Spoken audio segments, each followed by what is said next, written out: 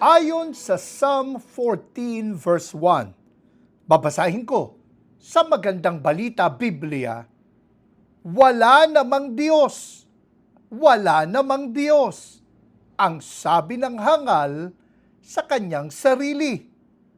Ayon naman sa Christian Standard Bible, the fool says in his heart, there's no God.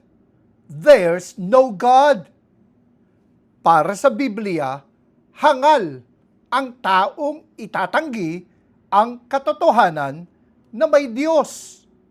Subalit ang tanong, ano naman ang patunay nating mga mananampalataya na may Diyos? Paano natin ipagtatanggol ang ating paniniwala na mayroong Diyos? Yan ang ating mga tatalakayin dito sa Expositors Edition, where we preach the Word in all its simplicity, in all its practicality, in all its authority. Ako po, si Pastor Eric Cortez.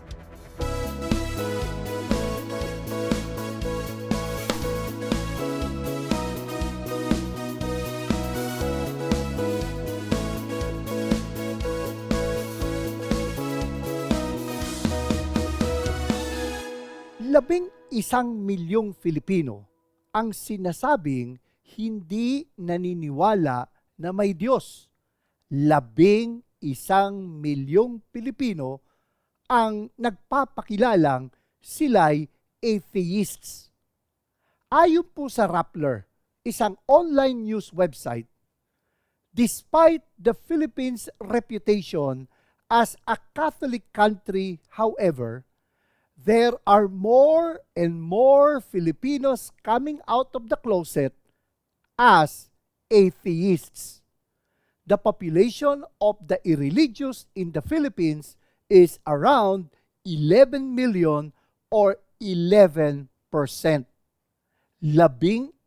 milyong Pilipino ang sinasabing hindi naniniwala na may Diyos o nagpapakilalang atheists.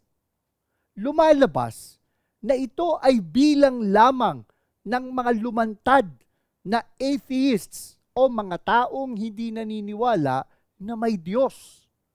Hindi pa natin alam kung ilan pa ang hindi lumalantad.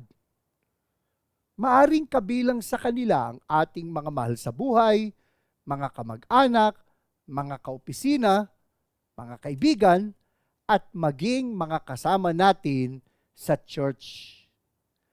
Kaya mahalaga na alam nating ipagtanggol kung bakit tayo naniniwala na may Diyos. Ano-ano nga ba ang mga paliwanag o arguments for the existence of a theistic God? Pansinin po natin na ang sinabi ko ay theistic God. Theistic God. Meron po kasi na naniniwala sa tinatawag na pantheistic God. Pantheistic God. Ito po ay ang paniniwala na ang Diyos ay bahagi ng kanyang nilikha. Sa ganitong paniniwala, ang daigdig ay Diyos, ang tao ay Diyos, ang kalikasan ay Diyos. Itinuturo nila na God is all. Subalit tayo pong naniniwala sa theistic God ay nagtuturo na ang Diyos ang lumikha at hindi siya kasama sa mga nilikha. Hiwalay po ang Diyos na lumikha mula sa kanyang mga nilikha. Itinuturo po natin na naniniwala sa theistic God na God made all. Ano nga ba ang mga major arguments for the existence of a theistic God?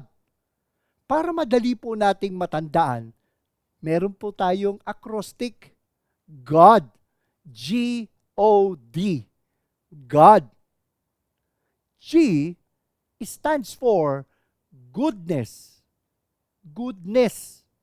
Ito po ang tinatawag na moral argument o ang paliwanag ayon sa moralidad. Ganito po ang takbo ng moral argument. If there is a law, there is a lawmaker. Kung may batas, may mambabatas. Kung may batas, may gumawa ng batas. May mga nagsasabi na ang mga moral laws katulad ng bawal pumatay, bawal magnakaw, ay social construct lamang.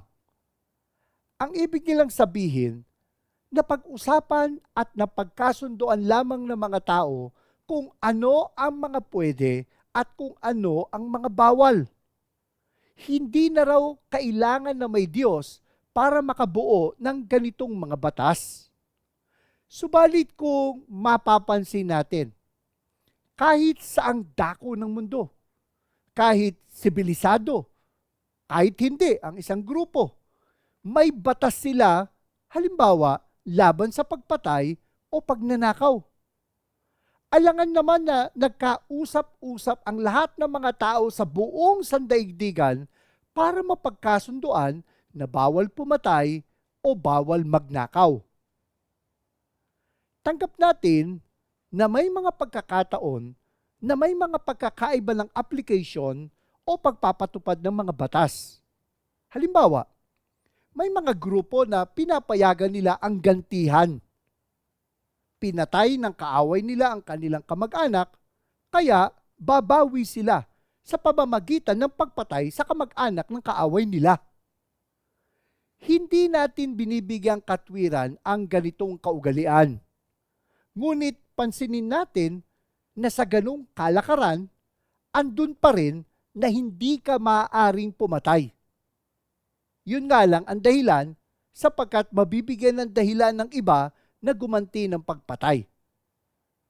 Ang punto ko po, worldwide na may batas laban sa pagpatay. Saan hinugot ng mga tao ang ganitong mga batas? Lumalabas na hindi lamang ito napag-usapan ng mga tao. Hindi ito social construct lamang. Ganito ang paliwanag sa Romans chapter 2, verses 14 to 15, ayon sa Magandang Balita Biblia. Kapag ang mga hintil o hindi Hudyo, kapag ang mga hintil na hindi saklaw ng kautusan ay gumagawa batay sa panuntunan nito ayon sa kanilang likas na pag-iisip, ito'y nagiging kautusan na para sa kanila. Ipinapakita ng kanilang mga gawa na nakasulat sa kanilang puso ang panuntunan ng kautusan.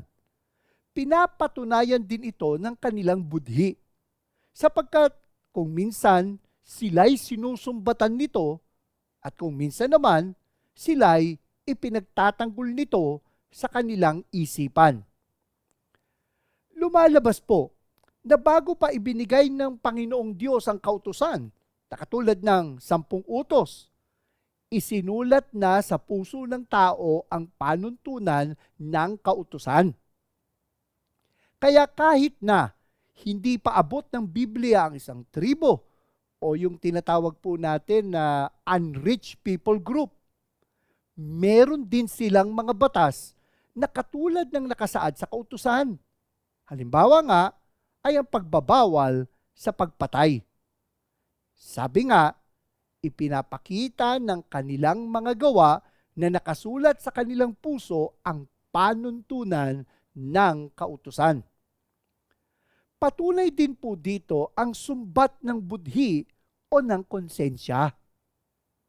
Hindi pa man natin na ituro sa ating mga anak na bawal magsinungaling, pero halata natin na nagsisinungaling ang mga anak natin dahil sa hindi sila makatingin sa atin habang nagsasalita o may iba pang mga physical reactions katulad ng panginginig ng katawan.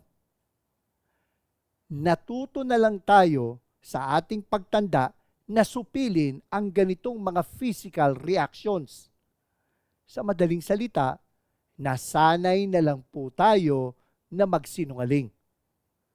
Subalit dito makikita natin na nilikha tayo ng Diyos na hindi dapat magsinungaling. Lumalaban ang katawan natin kapag tayo ay nagsisinungaling. May kurot sa ating konsensya.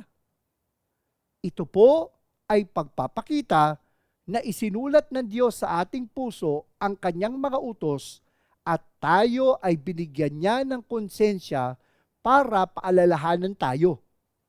Nilikha kasi tayo ayon sa wangis ng Diyos. At kahit na tayo'y naging makasalanan, hindi nabura ng kasalanan ang ating konsensya.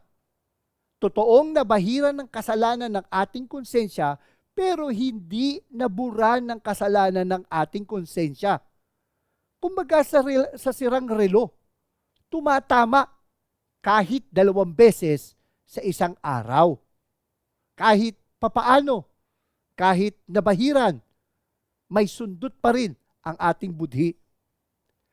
Kung totoo ang moral argument for the existence of God, bakit may pagkakataon na mas mabait pa o mas matino pa ang mga atheists o mga hindi naniniwala na may Diyos kaysa sa mga naniniwala sa Kanya? Gusto nating linawin na hindi naman natin sinasabi sa paggamit sa moral argument na atheists cannot be moral. They can. Totoo nga na may mga atheists na mas matino pa ang pamumuhay kumpara sa mga naniniwala sa Diyos. Nakakahiya nga ito eh. Hindi ito dapat. Hindi rin natin sinasabi na atheists don't know morality. They do. Subalit sabi nga ni Dr. Norman Geisler sa kanyang 12 points that show Christianity is true, atheists can't justify morality. Knowing what's right does not explain why the standard of rightness exists. Ano ang batayan ng kanilang mga panuntunan?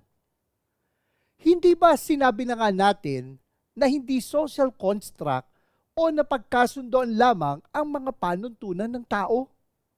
Likas sa tao na may sense of right and wrong, and we argue that it's because we are created in the image of God. Alam din ng mga atheists ang tama at mali. Subalit, kapos ang kanilang paliwanag kung saan hinugot ng tao ang panuntunan ng tama at mali. Narinig na rin natin ang tanong na, kung may Diyos, bakit may kasamaan sa mundo? If there is a God, why is there evil in the world? Ngunit, hindi naman dahil may kasamaan sa mundo, automatic na patunay na walang Diyos. Sa totoo lang, ito pa nga ang patunay na may Diyos. The fact that there is evil in the world proves that there is a God. Paano natin masasabing masama ang isang bagay kung wala tayong panuntunan na may mabuting bagay? How do we know something is wrong if we don't know that something is right? Si C.S. Lewis ay isang philosopher na noong unay hindi naniniwala na may Diyos. Sabi nga ni Lewis sa kanyang aklat na Mere Christianity, ito ang dahilan bakit naniwala siya na may Diyos. As an atheist, sabi ni Lewis, my argument against God was that the universe seemed so cruel and unjust. But how had I got this idea of just and unjust? A man does not call a line crooked unless he has some idea of a straight line. What was I comparing this universe with when I called it unjust? Sa madaling salita, paano natin nalaman na baluktot ang isang bagay kung wala naman tayong idea ng tuwid na linya? Paano natin nalaman na mali ang isang bagay kung wala naman tayong panuntunan ng tamang bagay? Gaya ng ating naipaliwanag na, isinulat na ng Diyos ang kanyang mga utos sa puso ng mga tao. Kaya tayo may mga batas ay dahil tinuruan tayo ng dakilang mambabatas. Ang kasamaan sa mundo ay patunay ng kabutihan ng Diyos. Kaya alam natin na masama ang ginawa o masama ang nangyari sa atin ay dahil sa sinusukat natin ito ayon sa katotohanan ng kabutihan ng Diyos. Kaya may anino kasi may liwanag. Kung may kadiliman, may kaliwanagan.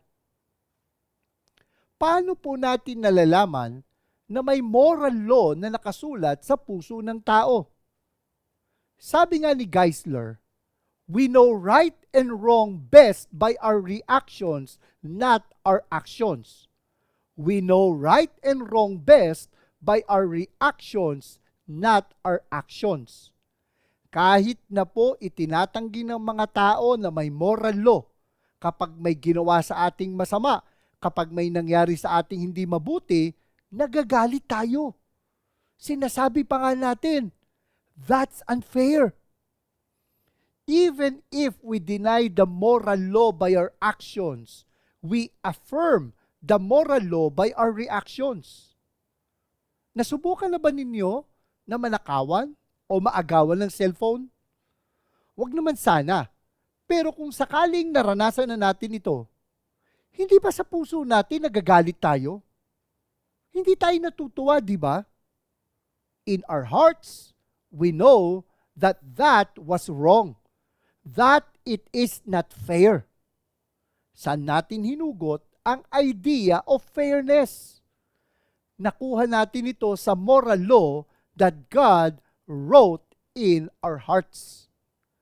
Isa pang patunay ng moral law ay ang ating pagtatalo sa kung ano ang tama at ang mali. Paano natin tatapusin ang usapan kung wala man lang tayong pamantayan o sukatan kung ano ang tama at ano ang mali? Kaya nga tayo nagtatalo dahil sa tingin natin may mali sa sinasabi o ginagawa ng tao. Of course, maaring mali ang ating panuntunan. Pero patunay ito na likas sa ating puso ang pagkilala na may pamantayan o may standard for right and wrong. Kapatid, hindi ito pang-intelektual na discussion lamang. Hindi ito usapang pangmatalino lamang. Ang pagkilala sa panuntunan ng Diyos ay nakakalugod sa Kanya. Ang pagtanggi o hindi paggamit ng Kanyang pamantayan ay hindi nakakalugod sa Diyos. Sabi nga sa Isaiah chapter 5 verse 20, sa Magandang Balita Biblia, kawawa kayo, mga baliktad ang isip. Ang mabuting gawa ay minamasama at minamabuti naman iyong masama. Ang kaliwanag ay ginagawang kadiliman at ang kadilimay itinuturing na kaliwanagan. Sa lasang mapait ang sabi matamis, sa lasang matamis ang sabi mapait. May mabuti at may masama. May kaliwanagan at may kadiliman. If there is a law, there is a lawmaker. Kung may batas, may mambabatas o may gumawa ng batas. May moral law, kaya may moral lawgiver. Pinapatunayan ng moral argument na may Diyos.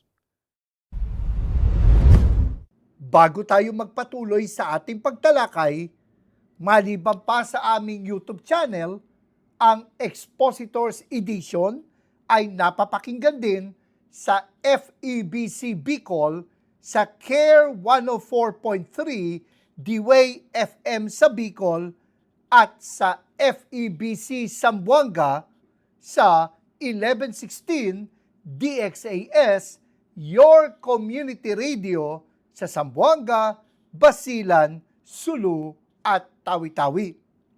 Balikan na natin ang ating talakayan patungkol sa mga patunay na may Diyos. Isa sa mga paborito kong classic movies ay ang Sound of Music ni Julie Andrews na lumabas noong 1965.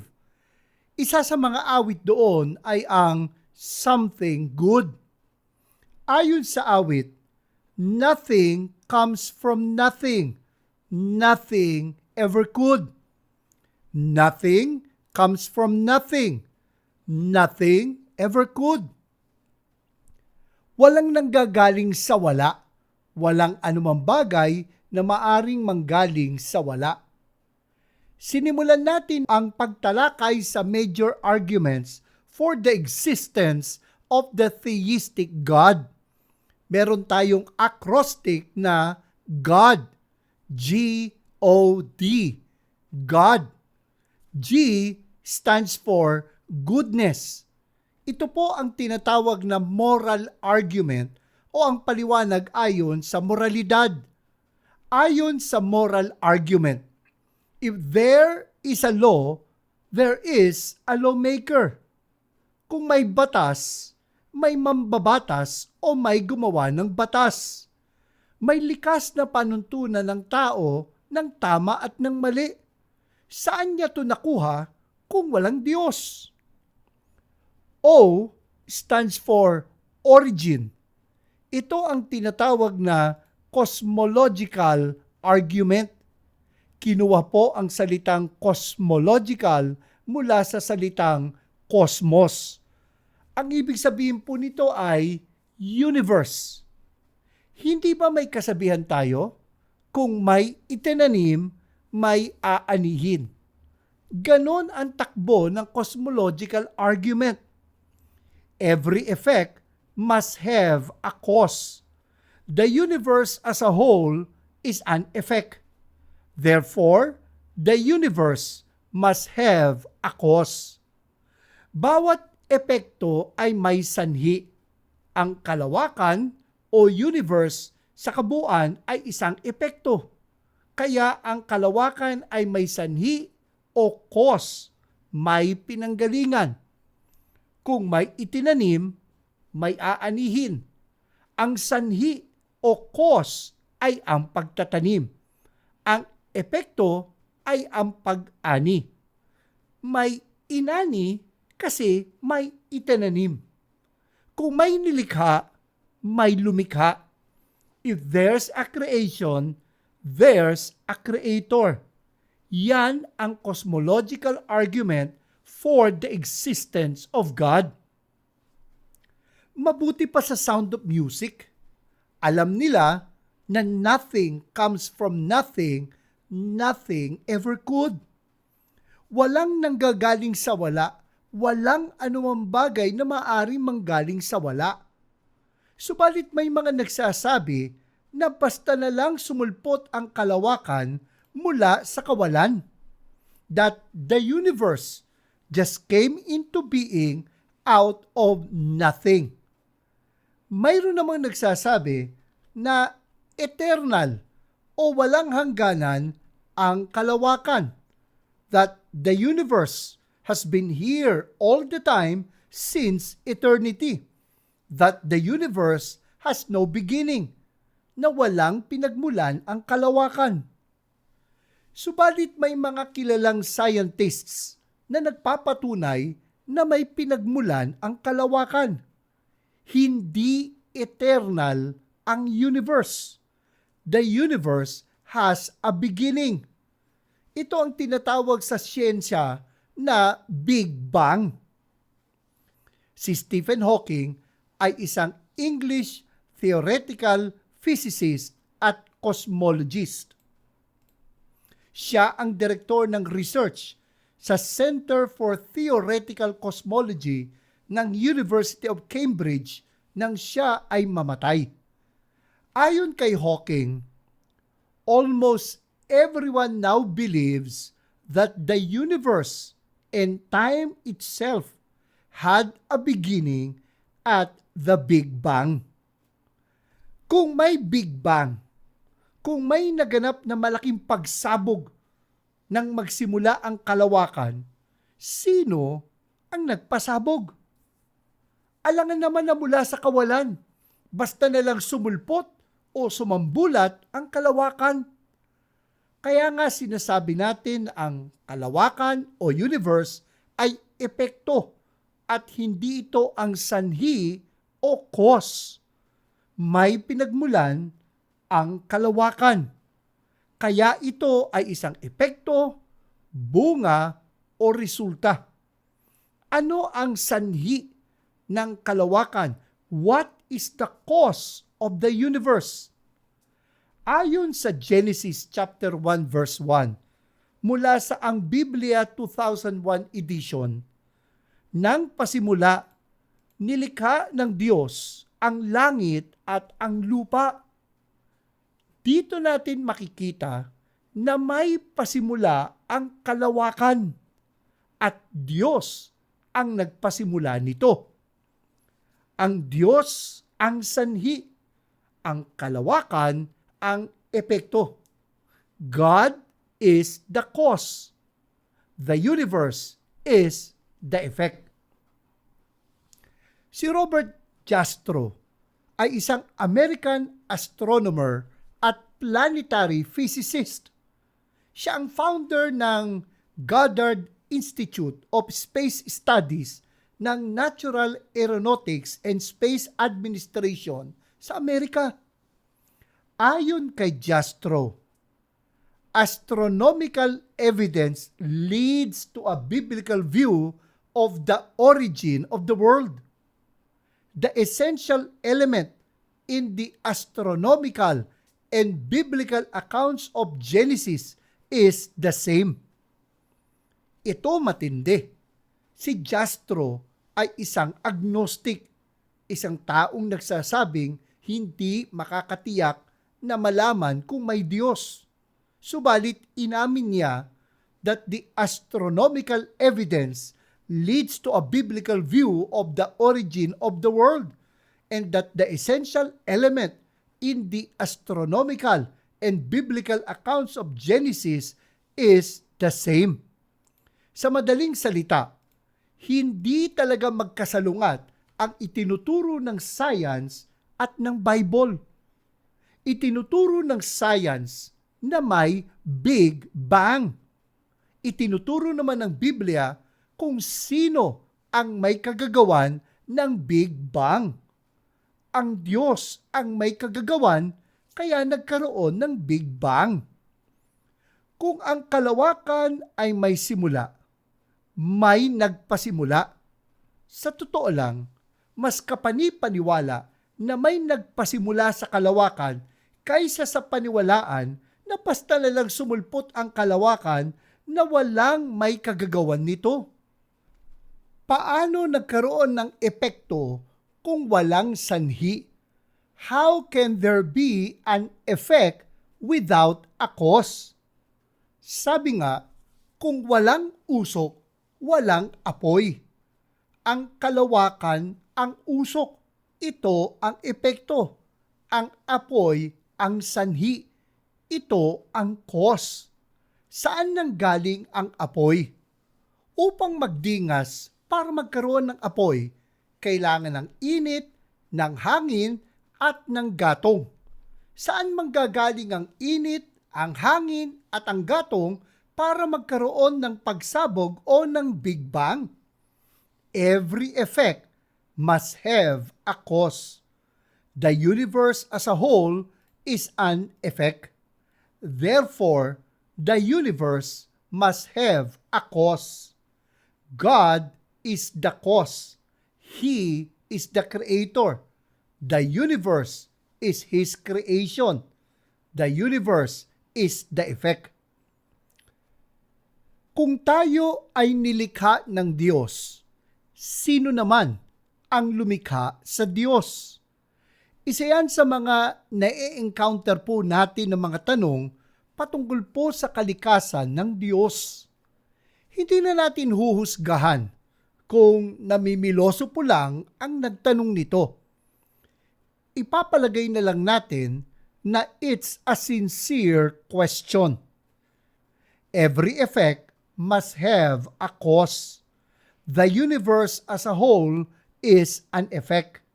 Therefore, the universe must have a cause. Bawat epekto ay may sanhi o cause. Ang kalawakan, ang universe sa kabuuan ay isang epekto. Kaya ang kalawakan ay may sanhi o may pinanggalingan. Kung may nilikha, mayroong lumikha. Subalit, may mga magtatanungan ng tanong na katulad ng, kung tayo ay nilikha ng Diyos, sino naman ang lumikha sa Diyos? Ang tawag po diyan sa logic ay category mistake. May nagsabi na ang category mistake is attributing a property to something that could not possibly have that property. Sa madaling salita, iba ang nilikha sa lumikha. Ang lumikha ang sanhi o ang cause. Samantalang ang nilikha naman ay ang effect, ang bunga o ang resulta. Hindi maari na ang sanhi ay siya ring epekto. Iba ang sanhi at iba naman ang epekto. Iba ang apoy sa nagpaningas ng apoy. Kaya hindi logical na itanong kung may lumikha sa Diyos sapagkat iba ang lumikha sa nilikha. At kung ang Diyos ay nilikha din, hindi siya maaaring maging manlilikha. The Creator cannot be created, or else He will not be a creator. God is the uncaused cause. God is the uncaused cause. Siya ang lumikha na hindi nilikha. Kaya may ginawang modern formulation ang cosmological argument. Ito po ay pinasikat ng apologist na si Dr. William Lane Craig. Ang tawag po dito ay ang Kalam cosmological argument. Ang Kalam po ay isang medieval Islamic scholasticism. Ayon kay Dr. Craig, ang unang nag-formulate ng Kalam cosmological argument ay ang 11th century Persian Muslim scholastic philosopher na si Al-Ghazali. Ito pong Kalam cosmological argument ang sagot sa mga nagtatanong kung sino ang lumikha sa Diyos. Ganito po ang takbo ng argumento. Everything that begins to exist has a cause. The universe began to exist. Therefore, the universe has a cause. Ang anumang may simula ay may sanhi. Ang kalawakan ay may simula. Kaya ang kalawakan ay may sanhi o may lumikha. Dito maipapakita na iba ang lumikha sa nilikha. Ang kalawakan, ang kalikasan, maging tayong mga tao ay may simula. Tayo ay nilikha, hindi tayo Diyos. Ang Diyos ay ang lumikha at hindi siya nilikha. Ang Diyos ay ang nagpasimula na walang simula. He is the uncaused cause. He has no beginning. Siya ay hindi nagbabago. He is changeless. Siya ay hindi sakop ng panahon o ng oras. He is timeless. Siya ay hindi gawa sa anumang material na bagay. He is immaterial. He is a spirit. Siya ay hindi limitado sa isang lugar. He is spaceless. At dahil sa siya ang lumikha, siya ay makapangyarihan. He is powerful. Ang ganitong Diyos lamang ang makakalikha ng kalawakan mula sa kawalan. Kaya nga ang sabi sa Psalm 19 verse 1 sa Magandang Balita Biblia, ang kaluwalhatian ng Diyos ay ipinapahayag ng kalangitan. Ang ginawa ng kanyang kamay, ipinapakita ng kalawakan. Ayon pa sa Romans chapter 1 verses 19 to 20. Sapagkat ang maaring malaman tungkol sa Diyos ay maliwanag, dahil iyon ay ipinapahayag sa kanila ng Diyos. Mula pa ng likhain ng Diyos ang sanlibutan, ang kanyang likas na hindi nakikita, ang kanyang kapangyarihang walang hanggan, at ang kanyang pagka-Diyos ay maliwanag na iniahayag ng kanyang mga ginawa, kaya't wala na silang maidadahilan pa. Katulad ng moral argument, ang cosmological argument ay ginagamit din ng Biblia upang ipakita na may Diyos. Sinabi ng Biblia na dahil malinaw na ang patunay na may Diyos, wala nang maidadahilan pa ang mga tao. Ngunit ang nakakatawa, naghahanap pa rin ng palusot ang mga ayaw maniwala na may Diyos. Isa sa kanilang haka-haka ay ang tinatawag na panspermia. Ang ibig sabihin daw, mga aliens ang naglagay ng buhay dito sa daigdig. Subalit ang magiging tanong, saan naman nanggaling ang mga aliens? Hindi naman sila lumikha, kundi lumalabas na may pinanggalingan din sila. Lalabag nga ito sa logic na the cause cannot be the effect. Hindi nga maaari na ang sanhi ay siya ring epekto. At kung naniniwala naman sila na walang simula ang kalawakan, bakit hindi nila magawang tanggapin na may walang hanggang Diyos? Naalala ko tuloy ang Romans chapter 1 verses 21 to 22. Kahit na kilala nila ang Diyos, siya hindi nila pinarangalan bilang Diyos, ni pinasalamatan man. Sa halip, naghaka-haka sila ng mga bagay na walang kabuluhan, kaya't nagdilim ang hangal nilang pag-iisip. Sila'y nagmamarunong, ngunit lumitaw na sila'y mga hangal.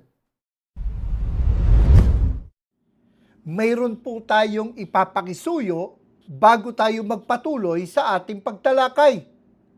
Kung napagpapala po tayo sa ating mga natututunan dito sa Expositors Edition, maaari po bang pakilike at pakishare ang ating mga episodes sa YouTube? At para wala po tayong ma-miss na anumang episode ng Expositors Edition, just click the subscribe button and hit the notification bell. Balik na po tayo sa ating talakayan. Halimbawa, naglalakad ka sa dalampasigan ng Boracay. Sarap na sarap ka sa lamig ng tubig dagat na inihahampas ng alon sa iyong mga paa habang naglalakad ka sa malapulbos na white sand. Pagkatapos, sa iyong paglalakad, ay may nakita ka na kastilyong buhangin o sand castle. Maniniwala ka ba na nabuo lamang ito ng malalakas na ihip ng hangin at paulit-ulit na hampas ng alon? Maniniwala po ba kayo na aksidente lamang ang pagkakabuo nito? Tatapusin natin ang mga major arguments for the existence of a theistic God. Meron tayong acrostic, God, G-O-D, God, G, goodness, the moral argument for God, O, origin, the cosmological argument for God, and D. Design. That's the teleological argument for God or the argument from design. Kinuha po ang salitang teleological mula sa salitang Griego na telos, na ang ibig sabihin ay purpose o layunin. Ganito po ang takbo ng teleological argument. Design implies a designer. There is a great design in the universe. Therefore, there must be a grand designer of the universe. Katulad halimbawa ng kastilyong buhangin. May naghubog o nagdisenyo ng mga buhangin upang magmukha ito na isang kastilyo. Halatang binasa muna ang buhangin para hindi maging buwaghag. Pagkatapos ay kinortehan na ang pader at ang mga tore ng kastilyo. Dinagdagan pa nga ng mga munting makukulay na bandila ang mga tore nito. Nilagyan pa ng salitang gawa sa buhangin, Boracay. Gaya ng aking sinabi, walang magsasabi na aksidente lamang ang pagkakabuo ng kastilyong buhangin. May gumawa nito. May nagdisenyo dito. Halimbawa, ang buwan ay may 385,000 kilometers ang layo mula sa ating daigdig. Kapag po lumapit ng husto ang buwan sa ating daigdig, magkakaroon ng matinding mga pagbaha at kasama na ang Pilipinas sa mga lulubog na mga bansa. Tamang-tama lang ang distansya ng buwan. Malabo pa sa tinta ng pusit na tiyamba lamang ang pagkakalagay ng buwan sa ganoong distansya. Ang rotation naman o pag-inog ng ating daigdig ay tamang-tama rin. Kung mas mabilis, magyeyelo tayo sa tindi ng lamig. At kung mas mabagal ang ikot ng mundo, matutusta tayo sa init ng araw. Basta na lamang ba na nangyari na naging pag-ikot ito ng ating daigdig, na umiikot ito sa ganong bilis? Aksidente lang ba ito? O ito ay dinisenyo? Katulad ng kastilyong buhangin, mas kapani-paniwala na may nagtakda ng tamang distansya ng buwan at ng tamang bilis ng pag-ikot ng daigdig. Ilan lamang yan sa mga sinasabing intelligent design sa ating universe. Ito po ay nagpapakita na may designer ito. Ito ay walang iba kundi ang Diyos. Ang sabi nga sa Isaiah chapter 40 verse 12 sa ang Biblia 2001 edition, sino ang tumakal ng tubig sa palad ng kanyang kamay at sumukat sa langit nang sa pamamagitan ng dangkal at nagsilid ng alabok ng lupa sa isang takal at tumingbang ng mga bundok sa mga timbangan at mga burol sa timbangan?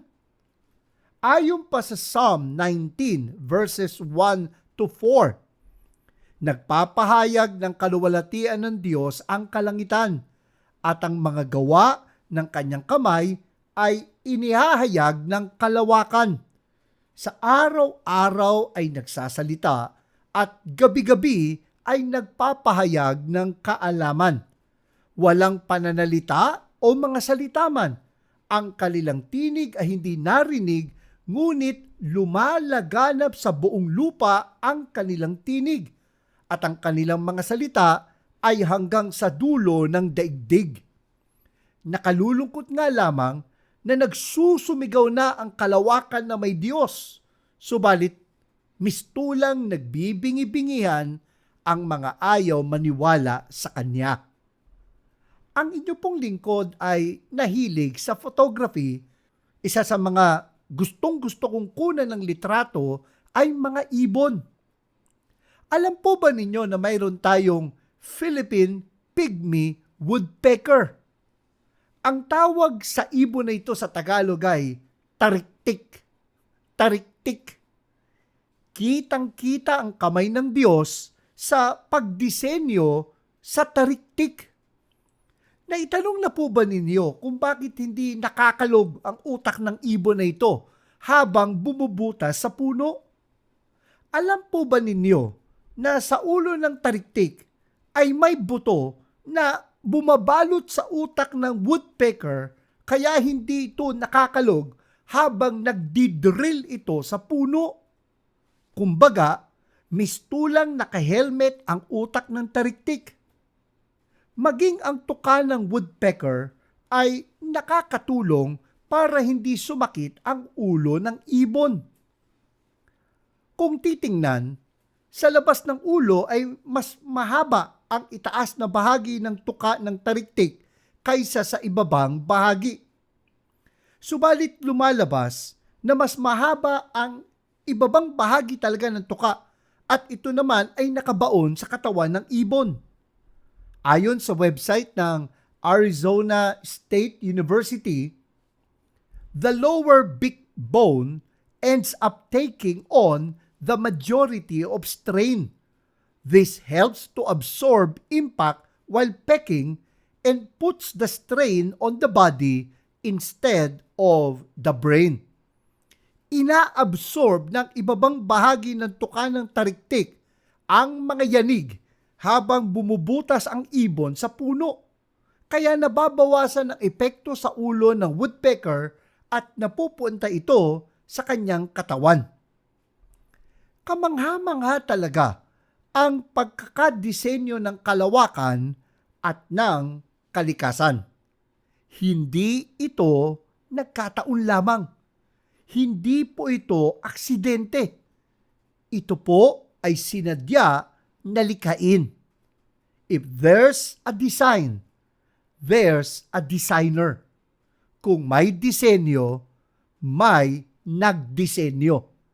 At ang grand designer ay ang ating Diyos. Nakakain na po ba kayo ng tinatawag na alphabet soup? Ito po yung instant mommy na ang mga noodles ay korteng mga letra ng alpabeto. Kapag po ba kinalog natin ng kinalog ang sisidlan ng alphabet soup at ibinuhos natin ito sa lamesa, makakabuo ba tayo ng kahit isang pangungusap? Kahit po gaano katagal natin itong kalugin at kahit ilang beses natin itong isaboy, hindi ako naniniwala na makakabuo tayo kahit na aksidente lang ng isang sentence. There has to be an intelligent being na magbubuo ng pangungusap sa pamamagitan ng pagkuha ng mga letra ng noodles ng alphabet soup, pagbuo ng mga salita at pagsasaayos nito upang makagawa ng isang sentence. Ganun po ang teleological argument for the existence of God. G. Goodness, moral argument for God. O. Origin, cosmological argument for God. D. Design, that's the teleological argument for God or the argument for design. Katulad ng alphabet soup, kahit na po bigyan natin ng keyboard ang isang unggoy na galing sa gubat, wild monkey, hindi trained monkey, at kahit na mag-type ang unggoy sa keyboard, imposible na makatsamba ito na makabuo ng computer app o program. Alam po ba ninyo na meron po tayong maituturing na program sa ating katawan? Ito po ay ang ating DNA o deoxyribonucleic acid sa ating mga selula. Bawat may buhay ay may DNA. Mula sa isang mikrobyo hanggang sa tao ay may DNA. Ang DNA ng tao ay may 4 na chemical bases: adenine, thymine, cytosine, at guanine. Ang kombinasyon po ng mga ito ang magtatakda halimbawa kung tayo po ay matangkad o maliit, o kaya ay kung magiging maputi o may kaitiman ang ating balat. Mismong si Bill Gates ng Microsoft ang nagsabi, DNA is like a computer program, but far, far more advanced than any software ever created. DNA is like a computer program but far, far more advanced than any software ever created. Lumalabas na hindi tsamba lang na nagkahalo-halo ang mga chemical bases na ito. Isa pa sa magiging tanong ay saan nanggaling ang mga sangkap na ito ng DNA? May nagprogram o nagdisenyo sa ating DNA. If there is a design, there is a designer. Kung may disenyo, may nagdisenyo. Halimbawa po, ang ating utak.